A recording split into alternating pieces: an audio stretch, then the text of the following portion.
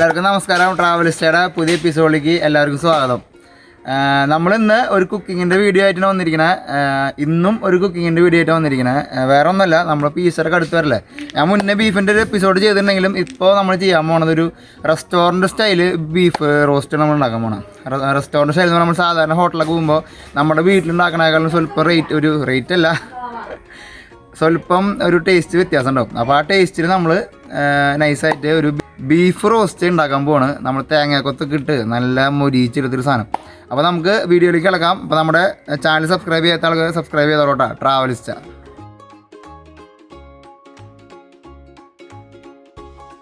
അപ്പോൾ നമ്മൾ ആദ്യം കുക്കറിൽ 2 വിസിലടിച്ചിട്ടാണ് അടുപ്പത്തേക്ക് കൊണ്ടുപോകണം. കാരണം എന്താണെന്ന് വെച്ചാൽ നമുക്ക് ഇത് ഡയറക്റ്റ് അടുപ്പത്ത് വയ്ക്കുമ്പോൾ കുറേ ടൈം എടുക്കും ഇത് വെന്ത് വരാനായിട്ട്. അപ്പോൾ ആദ്യം നമ്മൾ 2 വിസിൽ കളഞ്ഞിട്ട് അല്ലെങ്കിൽ 2-3 വിസിൽ കളഞ്ഞിട്ട് നമുക്ക് അടുപ്പത്തേക്ക് കൊണ്ടുപോകാം. അപ്പോൾ ആദ്യത്തെ സ്റ്റേജിൽ നമ്മൾ ഇറച്ചി നന്നായിട്ട് കഴുകിയിട്ടു. ഇനി ഇതിലേക്ക് നമ്മൾ ചേർക്കേണ്ടതെന്ന് വെച്ച് കഴിഞ്ഞാൽ, അപ്പോൾ നമ്മൾ ആദ്യം കുറച്ച് മഞ്ഞൾപ്പൊടി ഇട്ട് കൊടുക്കാം. 1 സ്പൂൺ. നമ്മൾ 1.25 കിലോ ബീഫാണ് എടുത്തിരിക്കണേ. അപ്പോൾ അതിലേക്ക് നമ്മൾ 1 സ്പൂൺ മുളക് പൊടി ആഡ് ചെയ്യാം. 1 സ്പൂൺ മല്ലിപ്പൊടി. എന്നുവെച്ചാൽ കുറച്ച് ഇടണമെന്ന് വെച്ചാൽ അതിൽ നമുക്ക് വേവിക്കുമ്പോഴും കുറച്ച് പൊടികൾ അവിടെ ആവശ്യമുണ്ട്. അത് കാരണം നമ്മൾ എപ്പോൾ അവിടെ ചെയ്യണതിൻ്റെ പകുതി നമ്മൾ പൊടി ഇട്ടുള്ളൂ. 1 സ്പൂൺ കുരുമുളക് പൊടി. പിന്നെ നമ്മുടെ വീട്ടിൽ പൊടിച്ച ഇറച്ചി മസാല 1 സ്പൂൺ. പിന്നെ കുറച്ച് വെളുത്തുള്ളി ചതച്ചതിൻ്റെ ഉള്ളതൊന്നിടാം. പിന്നെ ഇഞ്ചി 3 ചെറിയ പീസുകൾ ഇഞ്ചി ഇടാം. പിന്നെ ആവശ്യത്തിന് ഉപ്പിടാം. പിന്നെ പ്രത്യേകം ശ്രദ്ധിക്കേണ്ട നമ്മൾ ഇതിൻ്റെ കൂടെ സ്വല്പം വിനാഗിരി ഒഴിച്ച് കൊടുക്കുന്നുണ്ട് കേട്ടോ. സ്വല്പം വിനീഗർ ഒഴിച്ച് കൊടുക്കുന്നുണ്ട്. എന്നിട്ട് നന്നായിട്ട് മിക്സ് ചെയ്യാം. ബീഫിലത്തെ വെള്ളമൊക്കെ നന്നായിട്ട് കളഞ്ഞോട്ടാ.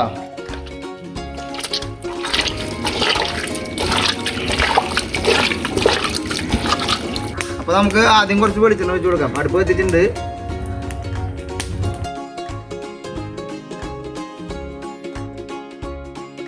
അപ്പോൾ നമുക്ക് അതിലേക്ക് വേണ്ടത് ചുവന്നുള്ളി, നമ്മൾ സബോള ഇടില്ല, ചുവന്നുള്ളി അരിഞ്ഞത്, വേപ്പിൻ്റെ ഇല, തക്കാളി, ഒരു തക്കാളി, വലിയൊരു തക്കാളി, 4-5 പച്ചമുളക് അരിഞ്ഞത്, നീളം അരിഞ്ഞത്, വെളുത്തുള്ളി ചതച്ചത്, നമ്മൾ തേങ്ങാക്കൊത്ത്, ഇഞ്ചി. ഇതാണ് നമുക്ക് ഇതിലേക്ക് മെയിനായിട്ട് വേണ്ട സാധനങ്ങൾ. അപ്പോൾ നമ്മൾ ആദ്യം ചുവന്നുള്ളി മൂപ്പിക്കാം.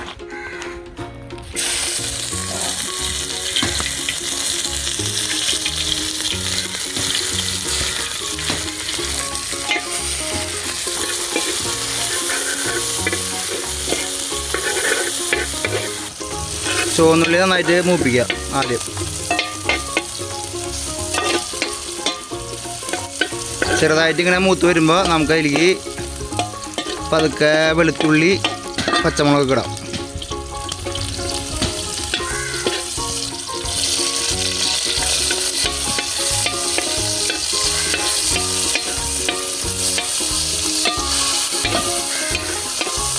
അത് കഴിഞ്ഞ് വരുമ്പോൾ പതുക്കെ ഇഞ്ചി ഇട്ട് കൊടുക്കണം.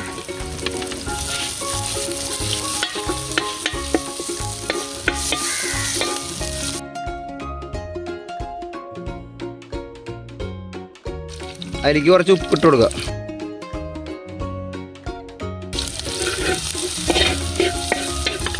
നമ്മൾ കുറച്ച് ഉപ്പ് ബീഫ് റെഡിയാക്കാൻ വെച്ചപ്പോൾ ഉപ്പ് അതിലിട്ടുണ്ടായിരുന്നു. അപ്പോൾ അത് കണ്ടിട്ട് ഉപ്പിട്ടാൽ മതിട്ടാ. ഇനി അതിലേക്ക് പതുക്കെ നമുക്ക് മസാലകൾ ആഡ് ചെയ്യാം. അതിലേക്ക് ആദ്യം കുറച്ച് മസാലപ്പൊടി വിതറാം. ഒരു സ്പൂൺ അല്ലെങ്കിൽ 1.5 സ്പൂൺ മസാലപ്പൊടി, നമ്മൾ വീട്ടിൽ അടിച്ചിട്ടുള്ള മസാലപ്പൊടി കേട്ടോ. പിന്നെ 1 സ്പൂൺ മല്ലിപ്പൊടി, സ്വല്പം ഇട്ടോ. പിന്നെ 1 സ്പൂൺ മുളക് പൊടി. പിന്നെ ഒരു ചെറിയ സ്പൂൺ മഞ്ഞൾപ്പൊടി. എല്ലാം കൂടി നൈസായിട്ട് ഇളക്കി കൊടുക്കുക. മസാല നൈസായിട്ട് ഇങ്ങനെ വെന്ത് വരുമ്പോൾ നമ്മൾ ആദ്യം ശ്രദ്ധിക്കേണ്ട കേസ് എന്താണെന്ന് വെച്ചാൽ, നമ്മൾ മസാല ഇടാനായിട്ട് മുന്നേ തക്കാളി ആഡ് ചെയ്യാൻ പാടില്ല. ഏത് കൂട്ടാനല്ലോ നമുക്ക് ശരിക്കും പറഞ്ഞാൽ മസാല ആഡ് ചെയ്ത് കഴിഞ്ഞിട്ട് വേണം തക്കാളി ആഡ് ചെയ്യണമെങ്കിൽ. അതാണ് അതിൻ്റെ ഒരു രസം. തക്കാളിനെ ആഡ് ചെയ്യാം. ഇങ്ങനെ ഇടുമ്പോൾ നമുക്ക് തക്കാളിയിലേക്ക് എല്ലാ മസാലയും ഒരുമിച്ച് പിടിക്കും. അതാണ് അതിൻ്റെ അങ്ങനെ പറയണത്. നമ്മൾ തക്കാളി ആദ്യം ഇട്ട് കഴിഞ്ഞാൽ എല്ലാ ഇതും നന്നായിട്ട് വെള്ളം പോലെ ആവില്ലേ, അപ്പോൾ അതൊരു എയിമാവില്ല. അപ്പോൾ അത് നമ്മൾ മസാലകളെല്ലാം ഇട്ടിട്ട് വേണം നമുക്ക് ഇനി തക്കാളി ഇടണമെങ്കിൽ എല്ലാം കൂട്ടാനിൽ ഡിപ്പെൻഡ് ചെയ്തിരിക്കും. പിന്നെ തക്കാളി മുമ്പ് ഇട്ട് കഴിഞ്ഞാൽ നമുക്ക് മൊരിയിൽ കുറയും. തക്കാളി അവസാനം ഇടണമെന്ന് പറഞ്ഞത് അതന്നെ. മൊരിച്ചിൽ നമുക്ക് കിട്ടണമെങ്കിൽ ശരിക്കും മസാല ഒക്കെ ഇട്ട് കഴിഞ്ഞിട്ട് തക്കാളി ഇടണതാണ്. മസാല തക്കാളിയൊക്കെ അത്യാവശ്യം നല്ല മൊരിച്ചിലായിട്ട് കേട്ടോ. അതിലേക്ക് നമുക്ക് ഇനി ഇട്ട് കൊടുക്കുന്നത് തേങ്ങാക്കൊത്ത.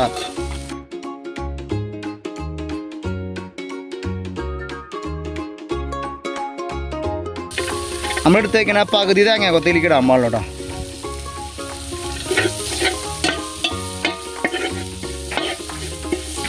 തേങ്ങാക്കൊത്ത് നമ്മൾ എടുത്തിട്ടുണ്ട്, എൻ്റെ പകുതി മാത്രമേ ഇടാൻ പാടുള്ളൂ. അത് നൈസായിട്ട് നമ്മളിങ്ങനെ മൂപ്പിച്ചെടുക്കണം.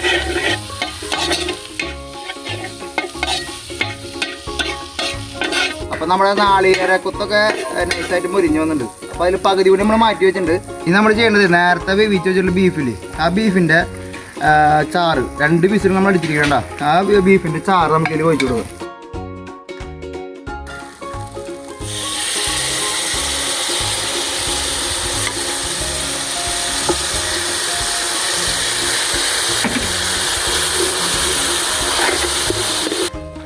അപ്പോൾ നമ്മൾ ആ ബീഫിൻ്റെ ചാറ് ഇതിലേക്ക് ഒഴിച്ചു. ഇനി അതിനെ ജസ്റ്റ് ഒന്ന് മൂപ്പിച്ചെടുക്കണം. അപ്പോൾ മസാലകളൊക്കെ അതിലിരുന്നിട്ട് നൈസായിട്ടൊന്ന് മൂക്കും. അതുപോലെ ആ തേങ്ങാക്കൊത്തും ശരിക്കും മസാലമൊക്കെ ശരിക്കും അത് പിടിക്കും. അപ്പോൾ നമ്മുടെ മസാലയൊക്കെ നൈസായിട്ട് മൂത്ത് അടിപൊളിയാക്കിണ്ട് കേട്ടോ. ഇനി നമുക്ക് അതിലേക്ക് ബീഫ് ഇടാം.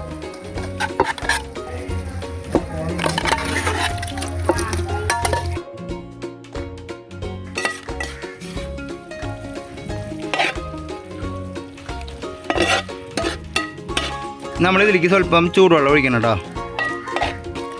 എല്ലാം ശ്രദ്ധിച്ചോളാം, നമ്മൾ പച്ചവെള്ളം ഒരിക്കലും ഇതിലേക്ക് ഒഴിക്കരിക്കോ അങ്ങനെ വെന്ത് വരുന്ന സംഭവത്തിലേക്ക്. അതിൽ ചൂടുവെള്ളം ഒഴിച്ചോളാം. എന്നിട്ട് പതുക്കെ എല്ലാം അങ്ങനെ കുറുകി വരണ പോലെ വെയിറ്റ് ചെയ്യാം.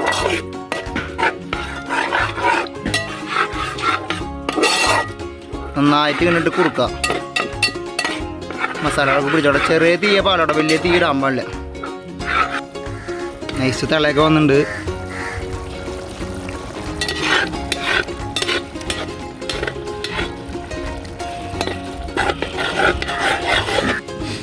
നമ്മുടെ വെളിച്ചെണ്ണയൊക്കെ പതുക്കെ പൊന്തി വന്ന് തുടങ്ങിയിട്ടാ. അങ്ങനെ ആ തീയിൽ ചെറിയ തീയിൽ ഇങ്ങനെ പതുക്കെ ഗ്രേവിയൊക്കെ നല്ല പൾപ്പി റേഞ്ചിലേക്ക് വന്നിട്ടുണ്ട്. ആ പൾപ്പി നമുക്ക് ഇത്തിരി ഡ്രൈ ആക്കാൻ നമ്മൾ പോകണം.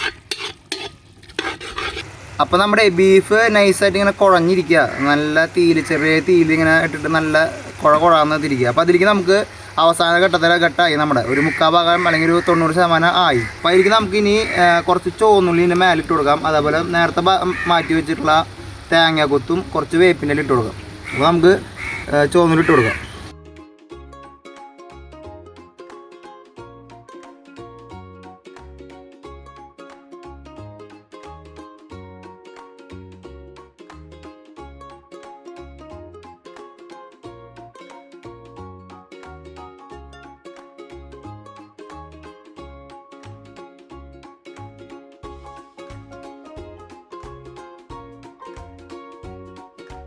ഇനി നമുക്കിതെല്ലാം കൂടിയിട്ടൊന്ന് ഇളക്കി കൊടുക്കാം. കണ്ടോ, അപ്പോൾ വെള്ളമൊക്കെ വറ്റി ആ ഇറച്ചിയുടെ നെയ്യ് ഉണ്ടായിരുന്ന വെള്ളമൊക്കെ ഇറച്ചിയുമൊക്കെ നരി പിടിച്ചു. നല്ല പൾപ്പി പോലെ ഉണ്ട്. ഈ വേപ്പിൻ്റെ എല്ലാം അവസാനം എന്താണെന്ന് വെച്ചാൽ ആ കറിക്ക് ശരിക്കും നമ്മൾ ഹോട്ടലിലൊക്കെ പോകുമ്പോൾ ഒരു പച്ച നിറം കയറി വരാറുണ്ട്. നമ്മൾ നന്നായിട്ട് മൊരിച്ചിട്ട് കഴിഞ്ഞാൽ അതങ്ങനെ വരാറില്ല. പിന്നെ ചില സമയത്ത് നമുക്ക് ബീഫ് പറഞ്ഞു കഴിഞ്ഞാൽ ചില ഹോട്ടലിലൊക്കെ പോയി കഴിഞ്ഞാൽ ബീഫ് ഓർഡർ ചെയ്ത് കഴിഞ്ഞാൽ അതിൽ നിന്ന് കിട്ടുന്ന ഒരു ചുവന്നുള്ളിയുടെ കഷ്ണമായിരിക്കും ശരിക്കും പറഞ്ഞാൽ ബീഫിനേക്കാളും ശരിക്കും നല്ല വലിയ ടേസ്റ്റ്. അപ്പോൾ അതുപോലെ നമുക്ക് ഏറ്റവും അവസാനം നമുക്ക് അധികം വഴറ്റാത്ത കുറച്ച് ചുവന്നുള്ളി ഇട്ട് കൊടുക്കുക, അല്ലെങ്കിൽ സബോളയുള്ള ആൾക്കാർക്ക് സബോള ഇട്ട് കൊടുക്കുക. അപ്പോൾ ശരിക്കും അപ്പോൾ വേറെ ടേസ്റ്റ് നമുക്ക് ഫീൽ ചെയ്യും. ചില ഹോട്ടലിലിടാം, എല്ലാ ഹോട്ടലിൽ ചില ഹോട്ടലൊക്കെ പോയി കഴിഞ്ഞാൽ നമുക്ക് ബീഫിൻ്റെ കൂടെ ഒരു ചെറിയ സബോള കഷ്ണം അതിൻ്റെ കൂടെ കിട്ടുമ്പോൾ പച്ച സബോള അല്ലെങ്കിൽ പച്ച വെളുത്തുള്ളി കിട്ടുമ്പോൾ അതിൻ്റെ കൂടെ കിട്ടുന്ന ടേസ്റ്റ് ശരിക്കും ബീഫിനേക്കാളും മേലെ ഇരിക്കും. അപ്പോൾ നല്ല രീതിയിൽ നമുക്കിങ്ങനെ വരണ്ട് വന്നിട്ടുണ്ട് ബീഫ്.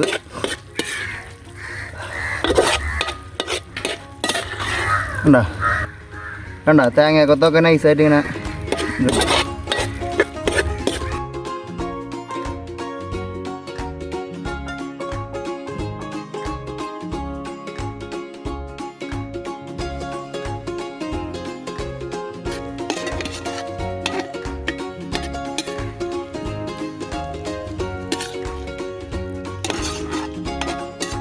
അപ്പോൾ നമ്മുടെ റെസ്റ്റോറൻറ്റ് സ്റ്റൈല് അല്ലെങ്കിൽ നാടൻ സ്റ്റൈല് ബീഫ് റോസ്റ്റ് നമ്മുടെ റെഡി ആയിട്ടുണ്ട്.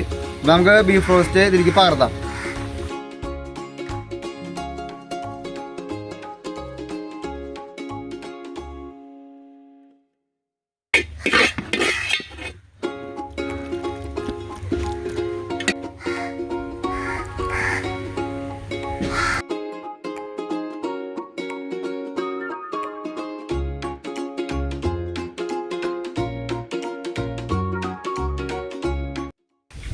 അപ്പോൾ നമുക്ക് എന്തായാലും ഒരു പീസ് ബീഫ് എടുത്ത് കഴിച്ചു നോക്കാം.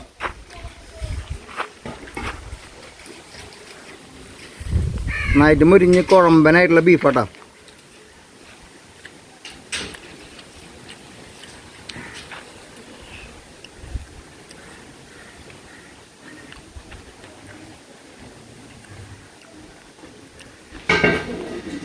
സൂപ്പറായിട്ട് ഞാൻ വെച്ചോണ്ട് പറയണതല്ല കേട്ടോ. ആ തേങ്ങക്കൊത്തൊക്കെ നല്ല കറുമുറായിരിക്കുന്നുണ്ട്. പിന്നെ ഗ്രേവിയും ആ ചോന്നുള്ളി ലാസ്റ്റിട്ട് തന്നെ ഒരു പ്രത്യേക ഒരു റേഞ്ചിലേക്ക് വന്നതാണ്. കിട്ടില്ലേ? അപ്പോൾ നിങ്ങളെല്ലാവരും ഒന്ന് ട്രൈ ചെയ്ത് നോക്കിയോളൂ. ഈസ്റ്റർ സ്പെഷ്യലൊക്കെ വരാൻ പോകണം. അപ്പോൾ നിങ്ങളെല്ലാവരും ഇടയ്ക്ക് ഒന്ന് മാറ്റി പിടിക്കുക. റെസ്റ്റോറൻറ്റ് സ്റ്റൈലും അല്ലെങ്കിൽ നാടൻ സ്റ്റൈലിലേക്ക് പോവാം. അപ്പോൾ നമ്മുടെ വീഡിയോ കാണാൻ മറക്കരുതോ, നമ്മുടെ ചാനൽ സബ്സ്ക്രൈബ് ചെയ്യാൻ മറക്കരുതോ. ട്രാവലിസ്റ്റ. അപ്പോൾ നമ്മുടെ ചാനലിലെ വീഡിയോയ്ക്ക് നിങ്ങൾക്ക് വല്ല ലൈക്ക് എന്തായാലും ചെയ്തോളൂ. കമൻറ്റ് ചെയ്യണമെങ്കിൽ നിങ്ങൾക്ക് എൻ്റെ കമൻറ്റ് ബോക്സിൽ നിങ്ങൾ കമൻറ്റ് ചെയ്തോളൂ. നമ്മുടെ ചാനൽ സബ്സ്ക്രൈബ് ചെയ്തെങ്കിൽ സബ്സ്ക്രൈബ് ചെയ്തോളൂ. ബെൽബട്ടൺ അമർത്തിയോളൂ. ബെൽബട്ടൺ അമർത്തിയാലാണ് ശരിക്കും പറഞ്ഞാൽ അടുത്ത വീഡിയോ വരുമ്പോൾ നിങ്ങൾക്ക് കാണാൻ പറ്റുള്ളൂ.